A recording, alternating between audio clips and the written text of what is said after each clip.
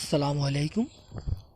সকল টেকনিশিয়ান ভাইদের জানাই ফাস্ট সার্ভিসিং চ্যানেলে সবাইকে স্বাগতম। তো আজকে যে ফোনটা দেখতে পাচ্ছেন এটা হচ্ছে রেডমি নোট 8। তো এই ফোনটার ব্যাটারি চেঞ্জ করে দেখাবো। তো শুরু থেকে শেষ পর্যন্ত কীভাবে ব্যাটারিটা চেঞ্জ করব, কীভাবে কাজ করলে ভালো হয় সেটাই মূলত আজকে শেয়ার করব।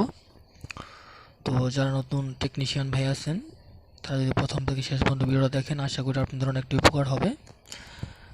আর আমি মূলত নতুন টেকনিশিয়ান ভাইদেরকে উদ্দেশ্য করে ভিডিও আপলোড করে থাকি।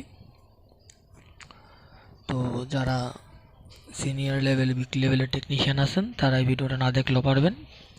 আর যারা নতুন টেকনিশিয়ান ভাই আছেন, যারা ভাবতেছেন কাজ শিখবেন কিংবা কাজ শিখতেছেন, তাদেরকে উদ্দেশ্য করে ভিডিও মেক করা। তো তারা যদি ভিডিও দেখেন, আশা করি তাদের উপকার হবে।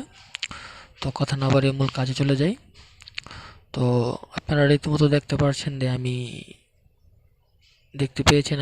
হিট দিয়ে ছিলাম ব্যাকশেলের উপরে ব্যাকশেলটা খোলার জন্য।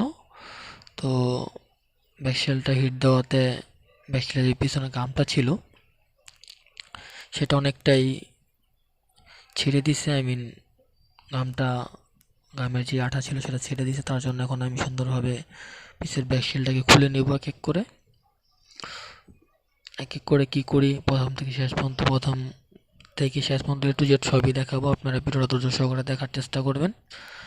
আর যদি ভিডিওটা একটু বড় হয়ে যাবে যদিও, তো আমি ভিডিওটা চাবো 3-4টা পার্টে আপলোড করার জন্য, কারণ লং ভিডিও অনেকে দেখতে চায় না। তার জন্য আমি শর্ট ভিডিও করে অল্প ভিডিও করে আপলোড দেবো, যাতে করে আপনারা খুব সহজে দেখতে পারেন।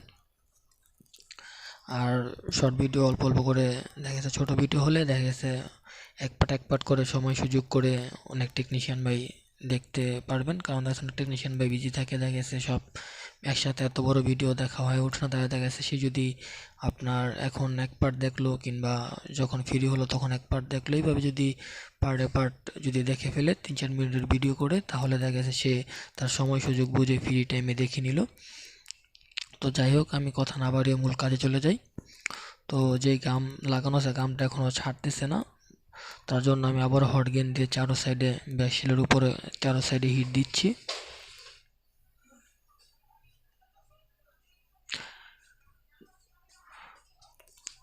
তো হিট দিয়ে আমি খোলার চেষ্টা করছি। আর সকল টেকনিশিয়ান ভাইদেরকে একটা কথা বলতে চাই, যখন আপনারা হিট দিয়ে ব্যাকশেলটা খুলবেন তখন একটা মাথায় রাখবেন, এটার কিন্তু ফিঙ্গার আছে, যাতে করে কোনোভাবেই যেন ফিঙ্গারে আপনার আঘাত না লাগে, কোনোভাবে যেন ফিঙ্গারে কোনো সমস্যা না হয় সেদিকে লক্ষ্য রাখবেন। ফিঙ্গার যে রেবনটা, সেই রেবনটা জানি কোনোভাবেই যেন ড্যামেজ না হয়।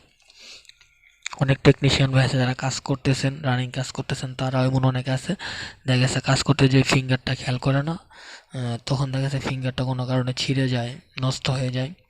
সেদিকে খেয়াল রেখে অবশ্যই কাজ করতে হবে। খেয়াল রেখে যদি না কাজ করেন তাহলে কিন্তু সমস্যায় পড়ে যেতে পারেন।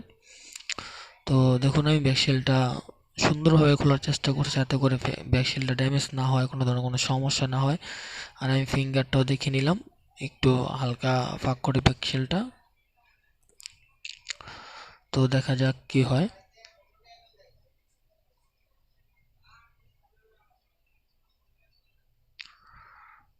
তো ব্যাকশেলটা আমি খুলতেছি।